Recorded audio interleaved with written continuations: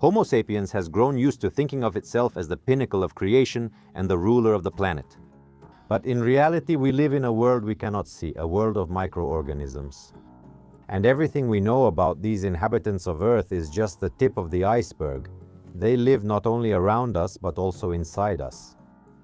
A group of scientists from Israel and Canada asked themselves, are there more human cells or microorganisms in a person? And the result of this research will surprise you. Calculations showed that there are 30 trillion cells in the human body. Of these, 24 trillion are red blood cells and another 3 trillion are platelets.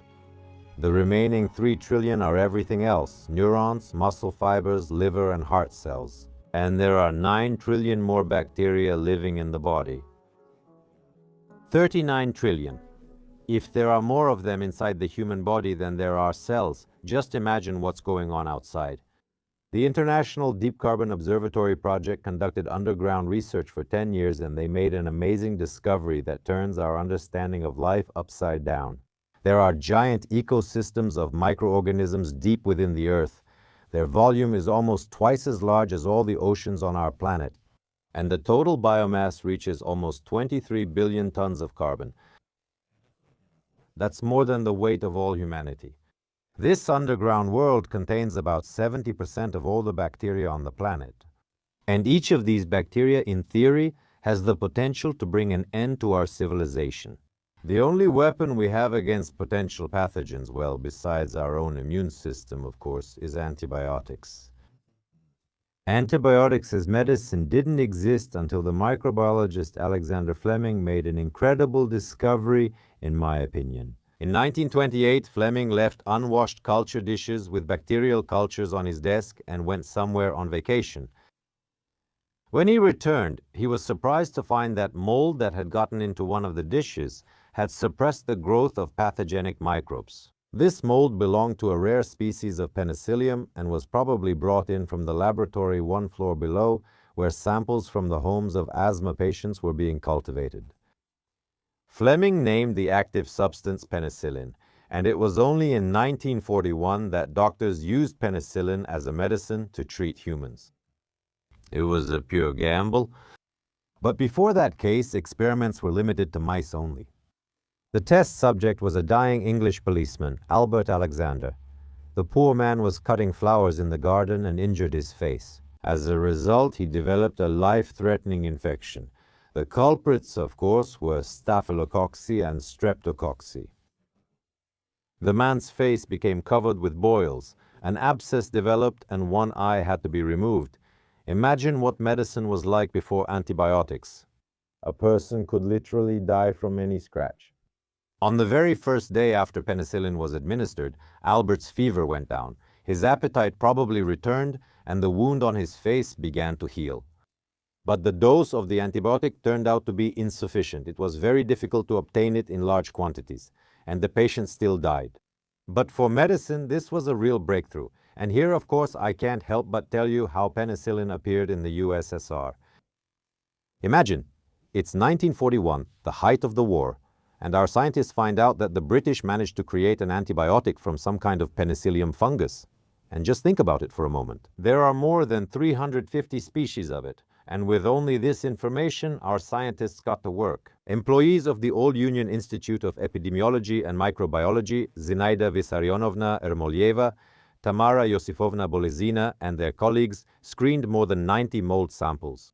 They scraped mold from the walls of a bomb shelter under one of the Institute's buildings, and from these samples they were able to obtain penicillin. In 1944, industrial production of antibiotics began, and this saved the lives of thousands of Soviet soldiers.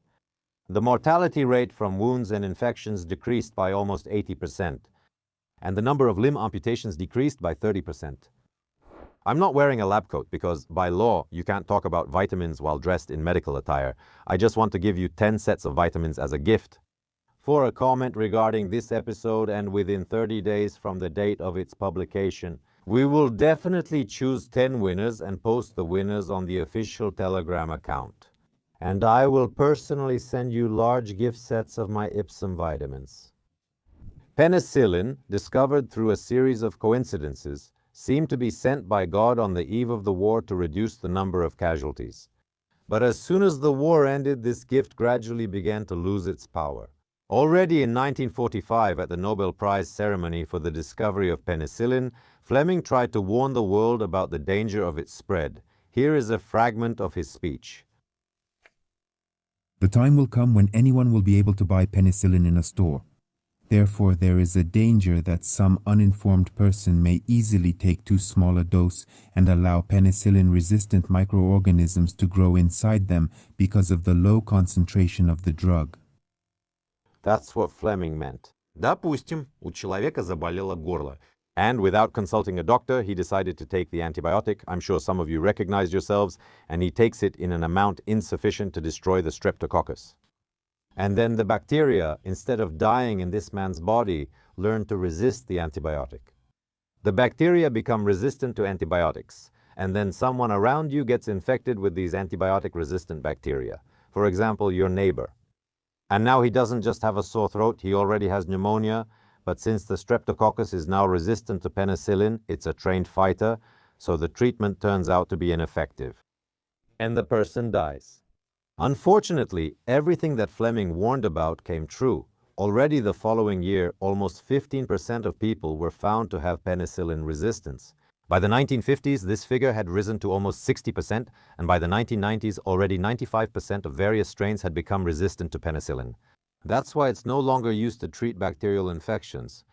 The WHO is sounding the alarm. 700,000 people die every year due to resistance to antibacterial drugs. And by 2050, the number of deaths could increase to 10 million. One of the main reasons for the rise in resistance to antibacterial drugs is, of course, the misuse of these drugs for medical purposes. To find out whether the people in our country are taking antibiotics correctly, almost 3,000 people took part in the study. And more than 70% of those who took antibiotics in the past year did so incorrectly. They took the medication either without a doctor's prescription or stopped the course early. Well, the symptoms were going away. The most common reason respondents gave for ending their course of antibiotics early was an improvement in their overall condition. Why take antibiotics for 10 days if you already feel fine on the 7th day? Almost 10% disagreed with the duration of the course. The same number stopped taking the medication because of side effects. And most surprisingly, almost 90% knew that irrational use of antibiotics reduces their effectiveness and can even be dangerous. This was once again proven, by the way, by biologists from the Technion in Haifa and Harvard Medical School. They found something very interesting. Antibiotic resistance develops differently depending on where the bacteria are located. When bacteria live in a liquid environment, like in a test tube, evolution takes one path. But if they live on a surface, which is how it usually happens in real conditions, on the skin, mucous membranes, or wounds, the laws of evolution change.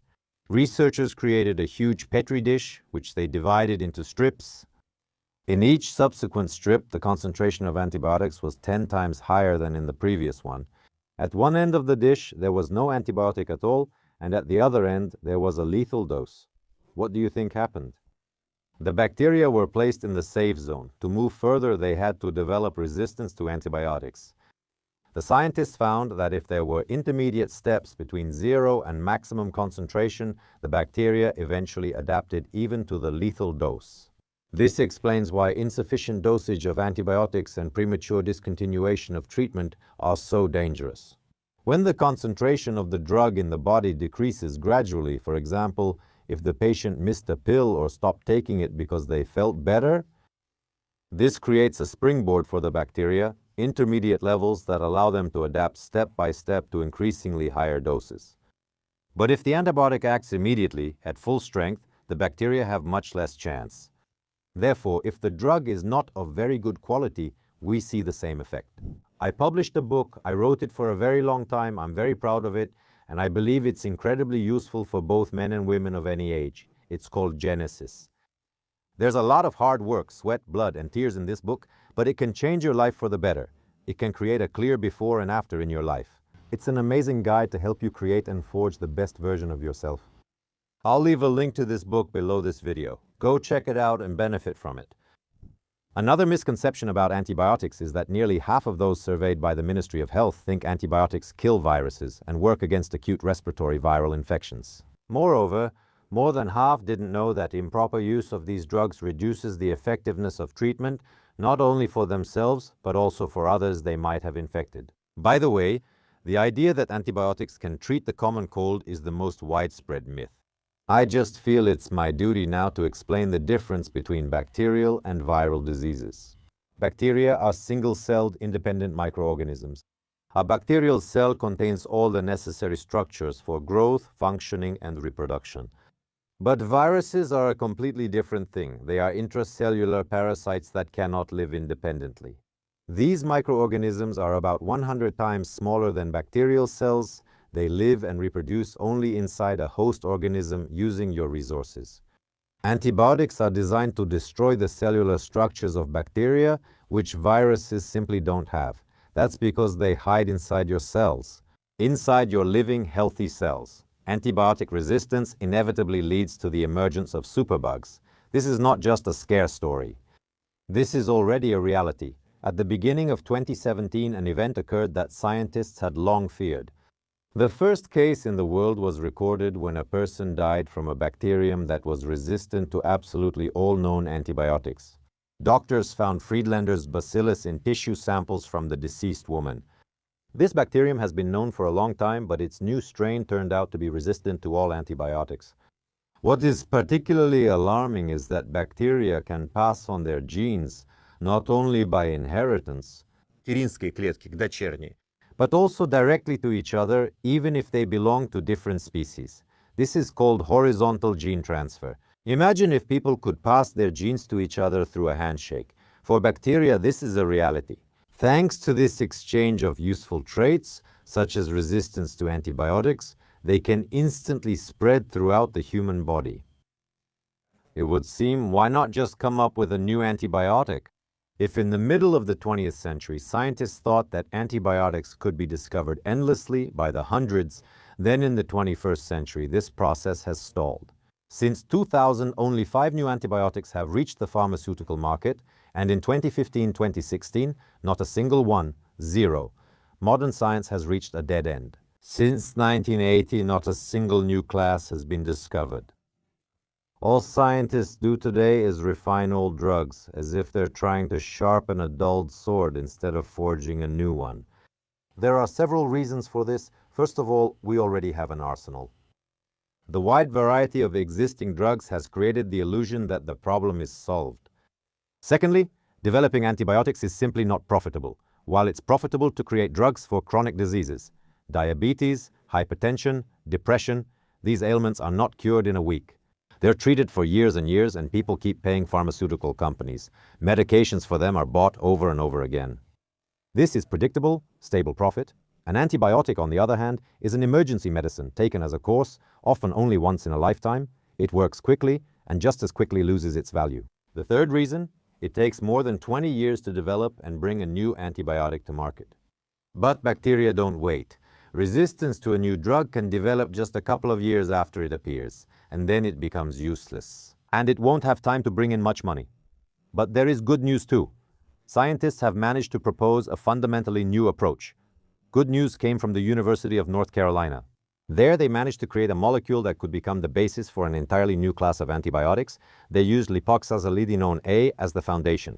This is a natural compound produced by certain marine bacteria. In the laboratory, this molecule performed quite well. It was able to kill even those bacteria that had already developed resistance to many other antibiotics. They didn't just copy the natural molecule, they improved it.